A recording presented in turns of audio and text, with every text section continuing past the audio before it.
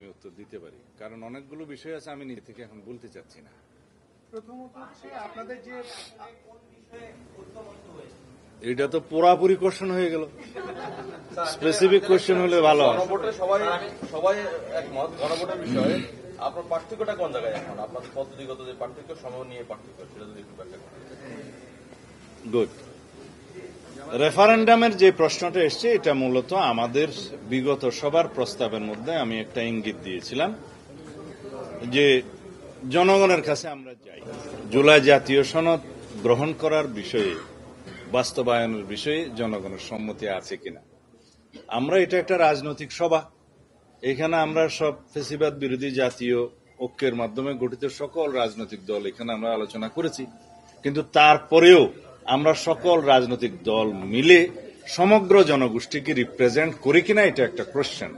তো সুতরাং সমগ্র জনগণের কাছে আমরা যদি এই সম্মতিটা নেই যে আমরা রাজনৈতিক দলসমূহ এইভাবে জুলাই জাতীয় সনদ আমরা স্বাক্ষর করেছি, অঙ্গীকারবদ্ধ হয়েছি, জনগণ তার পক্ষে আছে কিনা, তখনই হবে জনগণের পক্ষ থেকে এই জুলাই জাতীয় সনদ বাস্তবায়নের জন্য একটা চূড়ান্ত অভিমত এবং সার্বভৌম ক্ষমতার একটা রায়।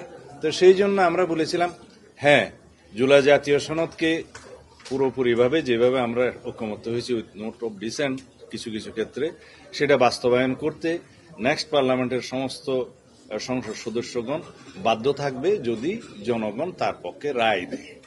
তো সেই জন্য একই সংসদ নির্বাচনের দিনে একই দিনে আমরা আরেকটা আলাদা ব্যালটে সেই জুলাই জাতীয় সনদের পক্ষে জনরায়টা নেয়ার জন্য বলেছে, সেটাই রেফারেন্ডাম। এই রেফারেন্ডাম অনুষ্ঠানের জন্য আমাদেরকে কনস্টিটিউশনে কোনো অ্যামেন্ডমেন্ট আগে আনতে হবে না, সেই ব্যাখ্যাটা আমি আজকে দিয়েছি, আপনারা হয়তো ইতিমধ্যে শুনেছেন। কারণ রেফারেন্ডামের যে আর্টিকেল 142 যেটা 15th অ্যামেন্ডমেন্টের মধ্য দিয়ে ফ্যাসিস্ট আওয়ামী লীগ সরকার উড়িয়ে দিয়েছিল, সেইটা অলরেডি বাতিল হয়ে গেছে হাইকোর্টের রায়ের মধ্য দিয়ে, সেটা রিইনস্টেট হয়েছে এবং এই রায়টা এখনো বহাল আছে। সেটা যেহেতু এখনো অ্যাপিলেট ডিভিশনে কেউ আপিল করে নাই, এখন সেই 142তে যে রেফারেন্ডামটা করতে হয় সেটা হচ্ছে কনস্টিটিউশনের কিছু আর্টিকেল এবং প্রিয়াম্বল সহ আর্টিকেল 848, 56 অ্যান্ড 142 এগুলো অ্যামেন্ডমেন্ট করতে গেলে পরবর্তীতে প্রেসিডেন্টের স্বাক্ষরের আগে জনগণের কাছে আবার অনুমতি নিতে হয় রেফারেন্ডামের মধ্য দিয়ে। তা আমরা সেই আর্টিকেল 142তে আরো দুইটা আর্টিকেল ঢোকানোর জন্য প্রস্তাব করেছি, সেটা জুলাই সনদে আসবে। সেটা হচ্ছে তত্ত্বাবধায়ক সরকার সংশ্লিষ্ট 58 ক এবং ক 2 পরিচ্ছেদ। এখন আমরা তো সেখানে হাত দিচ্ছি না, সুতরাং ওই রেফারেন্ডামের প্রয়োজন এখন হচ্ছে না। এখন আমরা যদি কনস্টিটিউশন অনুসারে যাই যে আর্টিকেল 142 অনুসারে এই রেফারেন্ডাম যেটা আমরা প্রস্তাব করছি এখন, সেটা 142 অনুসারে হবে কিনা? নো। কারণ কনস্টিটিউশনের সেই সমস্ত অনুচ্ছেদগুলো এবং প্রিয়াম্বল যদি আমরা স্পর্শ করি তখন পরবর্তীতে একটা রেফারেন্ডাম হতে হবে, সেটা হচ্ছে অ্যামেন্ডমেন্টের পরে। কিন্তু এখন জাতির কাছে প্রশ্ন হচ্ছে যে এই গণভোট আমরা জনরায়ের জন্য অপেক্ষা যেটা করছি জুলাই সনদ বাস্তবায়নের জন্য, এখানে রেফারেন্ডাম করতে তো মানা নাই, সংবিধানে আর কোথাও এগুলো বাদ দিয়ে রেফারেন্ডাম করা যাবে না এমন কোনো তো প্রশ্ন নাই, এমন কোনো বিধান নাই। সেই জন্য আমরা বলেছি একটা অর্ডিন্যান্স জারি করা যেতে পারে যাতে ইলেকশন কমিশন এই রেফারেন্ডামটা পরিচালনা করতে পারে। সেই অর্ডিন্যান্সের নামটা এরকম হতে পারে যে জুলাই জাতীয় সনদ 2025 বাস্তবায়নের জন্য অধ্যাদেশ বা বাস্তবায়ন অধ্যাদেশ। সেই অধ্যাদেশে থাকবে যে নির্বাচন কমিশনকে এখতিয়ার দেয়া হলো এরকম একটি রেফারেন্ডাম পরিচালনা করার জন্য জাতীয় সংসদ নির্বাচনের একই সাথে একই দিনে আলাদা ব্যালটে। কিন্তু এই সনদে কি থাকবে? সেই সনদটা জনগণের সামনে উন্মুক্ত থাকবে, ওয়েবসাইটে যাবে, সমস্ত রাজনৈতিক দলের ইশতেহারে, নির্বাচন ইশতেহারে থাকবে, যেটা স্বাক্ষরিত হবে, সরকার এটা প্রকাশ করবে বা নির্বাচন কমিশনও সেটা প্রকাশ করতে পারে জনগণের জন্য। তখন জনগণ বুঝবে যে এই জুলাই জাতীয় সনদ তারা গ্রহণ করবে কি করবে না। তখন এই রায়টা রেফারেন্ডামের মাধ্যমে যখন আসবে, সেই জনরায়টা তো সার্বভৌম ক্ষমতার একটা রায়, সুতরাং সেটা সবাই মানতে বাধ্য হবে, সংসদ সেটা প্রতিপালন করতে বাধ্য হবে, সমস্ত সংসদ সদস্যগণ সেটা মানতে বাধ্য হবে। এটা একটা আমাদের মনে হয়েছে যে এর মধ্য দিয়ে আমরা এই জুলাই জাতীয় সনদ বাস্তবায়নের জন্য আইনি ভিত্তি প্রতিষ্ঠা করতে পারব এবং এই জনরায়টা হবে চূড়ান্ত, এটা সার্বভৌম ক্ষমতার অধিকারী যারা তারাই রায় দিবে। সুতরাং এই বিষয়ে আমার মনে হয় যে আমরা ঐকমত্যে আসতে পারি। তো যেহেতু এখনো চূড়ান্ত হয় নাই, সেই বিষয়ে আমি চূড়ান্ত বলতে পারবো না। বলেছেন যে কনস্টিটিউশনাল অর্ডার জারি করবার এখতিয়ার এই সরকারের নেই। কনস্টিটিউশনাল অর্ডার জারি করার ক্ষমতার জন্য এই সরকার প্রতিষ্ঠিত হয়নি। আর্টিকেল 106 অনুসারে এই সরকার গঠিত হয়েছে সরকার পরিচালনার জন্য এবং বিদ্যমান সংবিধান অনুসারে রাষ্ট্র পরিচালনার জন্য। এখন কনস্টিটিউয়েন্ট পাওয়ার কার থাকে? কনস্টিটিউয়েন্ট পাওয়ার থাকে জনগণের। সেই জনগণ যখন একটা সার্বভৌম অধিকার বলে গণপরিষদ গঠন করে তখন তাদের কনস্টিটিউয়েন্ট পাওয়ার থাকে। যখন অ্যামেন্ডিং পাওয়ার দিয়ে থাকে তখন অ্যামেন্ডিং পাওয়ার থাকে। এই সরকারের দুটোটার একটাও নাই। কয়েকটা প্রশ্ন সামনে এসে বলতে হবে। আমার প্রথম প্রশ্ন সেটা হচ্ছে সংবিধান যেটা সংসদ যেটা আগামী নির্বাচনে গঠিত হবে সেটা কি সার্বভৌম কিনা, এক নম্বর প্রশ্ন। এক নম্বরের উপর উত্তর দিই, তুমি মাঝখানে আর কোনো কথা বলবা না আর কি শেষ করার আগে। আগামী সংসদ যেটা প্রশ্ন এটার উত্তর দেওয়ার পরে। সংসদ সব সময় সার্বভৌম। আপনাদের সবার নলেজের জন্য বলি, দেশে একটা জায়গায় আছে যেটা সার্বভৌম, সেটা হচ্ছে জাতীয় সংসদের হাউস। এবং আর্টিকেল 78 অনুসারে জাতীয় সংসদের অভ্যন্তরে যে সমস্ত প্রসিডিং হবে, যে সমস্ত কর্মকাণ্ড হবে, তার বিরুদ্ধে কোনো আদালতে প্রশ্ন তোলা যায় না। এবং এক সেকেন্ড কথা বলি, এই জন্যই তো বলি যে মাঝখানে কথা বলো না ভাই প্লিজ। সার্বভৌম এখতিয়ার সেটা জনগণ তার সার্বভৌমত্ব প্রতিনিধিত্বের মধ্য দিয়ে সেই সংসদকে দেয়। সেই জন্যই সার্বভৌম সংসদ সার্বভৌম ক্ষমতার বলে আইন প্রণয়ন করে, সংবিধান প্রণয়ন করে, সংবিধান সংশোধন করে ইত্যাদি করে। সুতরাং আর কোন হাউস আর কোন বডি রাষ্ট্রের মধ্যে কিন্তু সার্বভৌম নয়। এই প্রশ্ন আশা করে আর কখনো করবেন। তাহলে আমার এবার দ্বিতীয় প্রশ্ন, যেহেতু সংসদ সার্বভৌম সেহেতু গণভোট দিয়ে আপনি আগামী সংসদ থেকে বাধ্য করতে পারেন কিনা যে তোমাকে এইগুলা এগুলা এগুলা করতে হবে। আপনি ছেলে মেয়ের সর্বসম্মতিতে বিয়ে, I got your point. তাকে তো ছেলে হবে না মেয়ে হবে এই সরকার। I got your point. Please না, সেকেন্ড প্রশ্ন শেষ করি। এরা প্রথম এই প্রশ্নের উত্তর দিতে হবে। সেকেন্ড প্রশ্ন এখন রাখো ভাই। দুই নম্বর প্রশ্ন হচ্ছে ওই সংসদের কি কনস্টিটিউয়েন্ট পাওয়ার থাকবে কিনা নাকি অ্যামেন্ডিং পাওয়ার? সেটা প্রশ্ন পরে করো, সেটা প্রশ্নটা একটু পরে করো, আমি আগে। সাকসেসর পার্লামেন্টকে আগের পার্লামেন্ট কখনো বাধ্যতামূলকভাবে কিছু করার জন্য বলতে পারে না, বিধান করতে পারে না, বা পাওয়ার কার্টেল করতে পারে না। যেটা 15th অ্যামেন্ডমেন্টে article 7A and B এর মাধ্যমে বিগত সরকার করেছিল, সেটা অলরেডি আনকনস্টিটিউশনাল ডিক্লেয়ার হয়ে গেছে এবং হয়ে গেছে যে এটা known as it was not there. যেহেতু জনগণের সার্বভৌম ক্ষমতা ওই আর্টিকেলের 7 অনুসারে বলা আছে যে জনগণই হচ্ছে চূড়ান্ত ক্ষমতার রাষ্ট্রের মালিকানা এবং জনগণের ইচ্ছাই হচ্ছে চূড়ান্ত। সুতরাং সেই ইচ্ছাকে বাইন্ডিং করে দেয়া হলো পরবর্তী পার্লামেন্টের জন্য, যাতে তারা কিছু কিছু বিষয় 1/3 অব দি কনস্টিটিউশন যাতে অ্যামেন্ড না করতে পারে। সেটা নাল অ্যান্ড ভয়েড হয়ে গেছে, আনকনস্টিটিউশনাল হয়ে গেছে। এটা হচ্ছে অ্যান্সার। সেকেন্ড অ্যান্সার হচ্ছে যে জনরায় পার্লামেন্টের উপরে ইম্পোজ করতে পারে কিনা। জনরায় হচ্ছে চূড়ান্ত এবং সেই জনরায়ের মাধ্যমে জনগণই বলবে যে আমরা এই সংস্কারগুলো চাই। এটা ইম্পোজ করা নয়, সেটা জনগণ তাদেরকে রায় দেয়া যে জনগণ এটা চায়।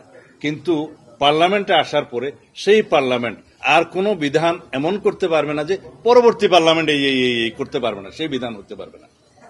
আচ্ছা, তাহলে সেক্ষেত্রে একটা বিতর্ক, একটা যুক্তি আসবে যে ধরেন আগামী নির্বাচনে জুলাই বিরোধী লোকদের সংখ্যাগরিষ্ঠতা পায় এমপিরা, তারা এটা করলো না, দেন হোয়াট? সরি, আগামী পার্লামেন্টে জুলাই বিরোধী এমপি লোকজন পার্লামেন্টে সংখ্যাগরিষ্ঠ হয়ে গেল, জনপ্রতিনিধি হয়ে গেল, যারা জুলাইয়ের বিরুদ্ধে স্বতন্ত্র তারা বা অন্য কোনো ভাবে বা আদার যারা পার্টি আছে তারা হয়ে গেল, তারা না করে ডিক্লাইন করে যে আমি করবো না, এই গণভোটে মানবো না, তারপরে জনরায়ের প্রেক্ষিতে রেফারেন্ডামে যে রায় আসবে সেটা সমস্ত সংসদ সদস্য মানতে বাধ্য। তাহলে কি নির্বাচনে হলফনামা থাকবে যে এই গণভোটে? হলফনামার দরকার নাই তো। রেফারেন্ডামটা কেন হচ্ছে? রেফারেন্ডামটা হচ্ছে জনগণ কি বলে জুলাই সনদ বাস্তবায়নের পক্ষে না বিপক্ষে। যখন পক্ষে বলবে তখন সেই সংসদ এবং সংসদ সদস্যগণ সেটা মানতে বাধ্য। হ্যাঁ, পরবর্তী পার্লামেন্টের কোন অধিকার সেই সংসদ আবার খর্ব করতে পারবে না, এটা অন্য জিনিস। এটা আর্টিকেল 7 তো আমি 3-4 বার বলেছি যে জনগণ হচ্ছে রাষ্ট্রের মালিকানা এবং supremacy of the constitution article 7-এ বলা আছে। সুতরাং এই জনগণের যে সার্বভৌম এখতিয়ার এবং অধিকার তারা প্রতিনিধির মাধ্যমে দিচ্ছে, তাদের রায়টা দিচ্ছে সেই প্রতিনিধিগণ সেটা মানতে পারবে। গত 3 মাস আমাদেরকে যেটা বারবার বলছেন আর্টিকেল 7 দিয়ে যে জনগণের এই সার্বভৌম অভিপ্রায় আর্টিকেল 7(1) যেটা প্রতিফলিত হয় সংসদের মাধ্যমে। তো আগামী সংসদ কি সেই সার্বভৌম এখতিয়ার জনগণের অভিপ্রায় প্রতিফলন করতে পারবে না? আপনি যদি তার গণভোট আগে দেন, দিয়ে তার বাধ্য করে যে তোমাকে এইটাই করতে হবে, তাহলে তো এটা সাংঘর্ষিক হয়ে এইখানে যায়। হচ্ছে একটা থিন লাইন অফ ডিফারেন্স।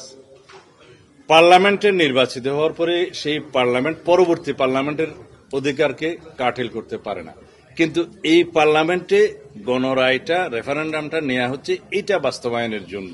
সেটা বাধ্যতামূলক এই জন্যই যে রেফারেন্ডামের মাধ্যমে সেটা জুলাই সনদ গ্রহণ করার জন্যই আমরা তোমাদেরকে নির্বাচন করছি। সেই জন্য আমি বলতেছিলাম যে নির্বাচনের অঙ্গীকার আমার মধ্যে যেরকম থাকে, আপনি প্রার্থী হলে আপনাকে এবার দিতে হবে যে গণভোট যেটা রায় হবে সেটা আপনি মানবেন। ভাই এগুলা তো জবাব দিছো তুমি, কোয়েশ্চেনটা কেন একই কোয়েশ্চেন?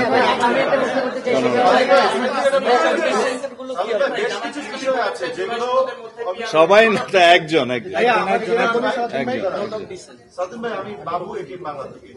ভাইয়া, একটা বিষয়, গণভোট যেহেতু হতে যাচ্ছে সেক্ষেত্রে গণভোটের ভাষাগুলো খুব সংক্ষিপ্ত থাকে এবং হা নার মধ্যে সেটা সম্পন্ন করতে হয়।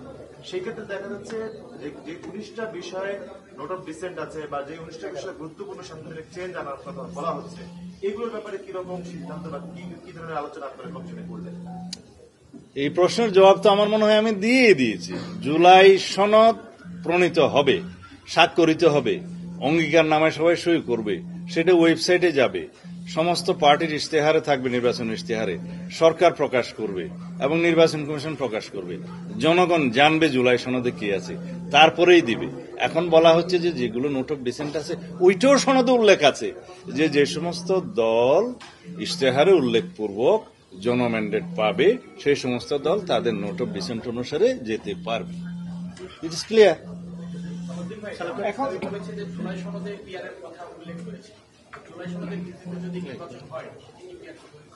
না, জুলাই সনদে পিআরের কথা বলা আছে, বাট সেই পিআরের গঠন প্রণালী সম্পর্কে আমাদের নোট অফ ডিসেন্ট আছে, আর কারো কারো নোট অফ ডিসেন্ট আছে, সেটা তো অঙ্গীকার নামায় থাকবে যে যারা ম্যান্ডেট পাবে জুলাই সনদে তারা তাদের মতো করে যাবে। এখন জনগণ তো রায় দিবে সেই জুলাই সনদের বিষয়ে, স্পেসিফিক কোনো একটা আইটেমের উপর তো না। আরপিওতে এই অর্ডিন্যান্স জারি হলে আরপিওতে কোনো চেঞ্জ লাগবে বলে মনে হয় না।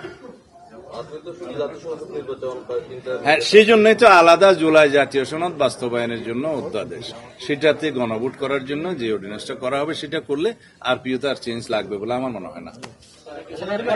পরবর্তী সংসদই এই সাংবিধানিক সংস্কারগুলো করছে, এটা আমরা করতে পারি। পরবর্তী সংসদ না করে আর কে করবে? আপনি বললেন যে গণভোটের সার্বভৌম কি যেন না, সেইটা যাই করা হোক পরবর্তী সংসদ না করে কে করবে আমাকে বলো আগে।